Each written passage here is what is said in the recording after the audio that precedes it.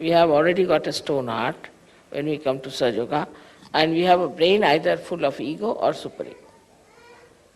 So now with your Kundalini rising, you can clear out your head first of all. So the sincerity will come when the Kundalini will move and touch your Brahmarandra, which is the seat of your heart, and will expand. Then the heart just comes back like a king, returns back, and starts dominating the brain. When the heart comes back, immediately find those people with whom we are angry, we would not talk, we had nothing to do. Suddenly you become friendly with them. There's no problem. In many ways, people have harmed you. All that harming and everything just disappears. And you start becoming so nice and beautiful. What has happened that Kundalini has touched your Brahmarandra, where is the seat of heart. And as soon as that opens out, your heart also opens. And it gets awakened, it thinks, oh, what? I have allowed this brain to rule me? How dare it rules me? It just jumps on it. And we have seen people, suddenly they so much transformed, that's remarkable. The one gentleman in America, he said that, Mother, after realization, I was so much changed that I become a very mild person. And I never used to wish my uncle or anyone. So he met him in some sort of a fete, and then he said, hello, uncle. The uncle started looking at him. Are you all right? He would never say that. Then he went and saw, are you all right, uncle? Are you keeping all right? Can I do something for you? Very nice things he said. Uncle said, what have you been doing? Are you drunk or what? How can you speak so sweetly to me? I can't believe it. That's what happens. And that's why we have to understand that all these things can be easily dropped out because we have acquired them. They can be finished off because we have acquired them. They need not be all our lives, our relations. So, ego and superego. Both can be blasted off once your heart is awakened.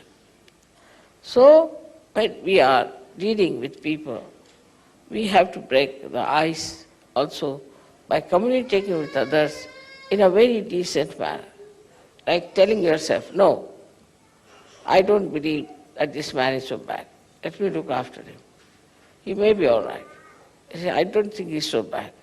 So to accept somebody is bad is very easy for human beings.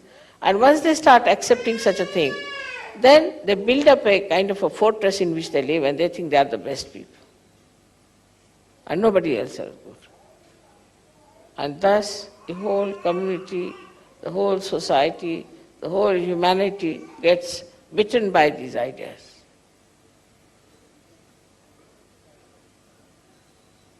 And Sahaja Yoga is the only way which is going to cure it. Sahaja Yoga is the only way which is going to finish this. And that part is to be played by you people to understand that sincerity can only come if you raise your Kundalini again and again and open your Brahmarandra. Then your heart will rise. It will become a very awakened personality. And it will take charge of your brain, which is all the time thinking like mad. And once that happens, then you will realize that now you have jumped into doubtless awareness. So the relationship between the two has to be fully understood. At first, the domination of the heart, or we can say the kinghood of heart, is challenged, is put down, brought to zero, and then this brain becomes the king, and it starts ruling us. I think, I feel, means the brain, the ego. If you could give up, I think, I want, everything will be all right. You should say, I want is not the point. This body wants it.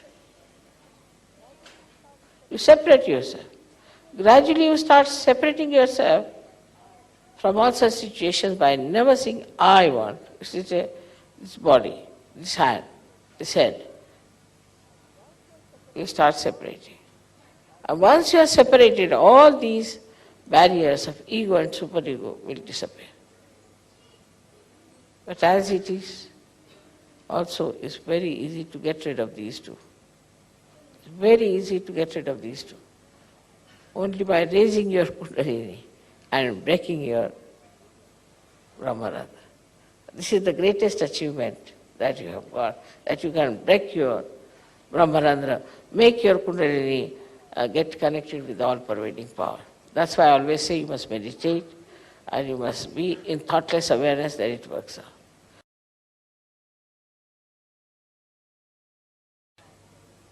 Like from the river Ganges, if you have to fetch the water, you must have proper pitchers, which are deep enough to receive the water.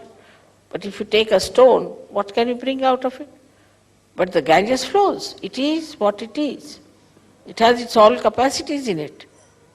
It doesn't change because you people have taken stones. So now you have to understand that raise your Kundalini as many times as you can. Try to put attention to your Kundalini all the time. See where is the problem is, get it cleared out, absolutely cleared out. Find out where the problem is. And raise your Kundalini many a times and see that you are flowing all right on your fontanelle bone area so that your heart expands. It's a mechanical process in a way, you can say that. But even that you people don't do. If you had done that, your heart would have increased. And you yourself will say, Mother, my heart has become large, like Isha. And then you see the miracle of the heart, how it emits vibrations by which you become such compassionate, such dynamic, beautiful people, and so sincere to serve you.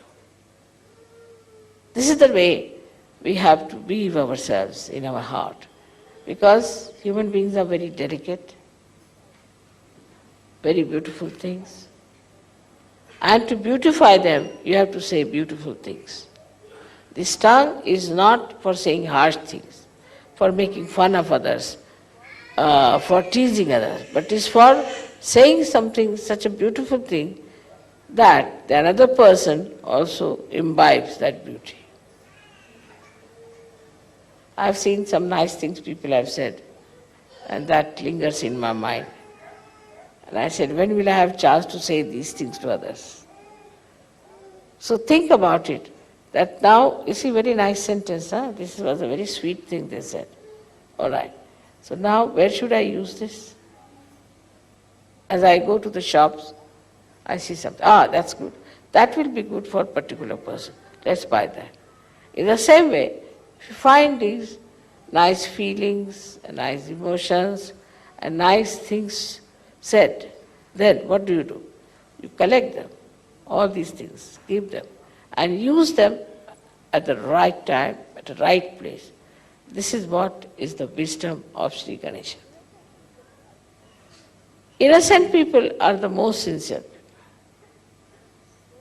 Innocent people. Those who are clever and cunning cannot be sincere, because they enjoy their cunningness, they enjoy their so-called brilliance. They can never be. Those people who are simple, who are loving, who care for love more than anything else, can only say very nice things sincerely.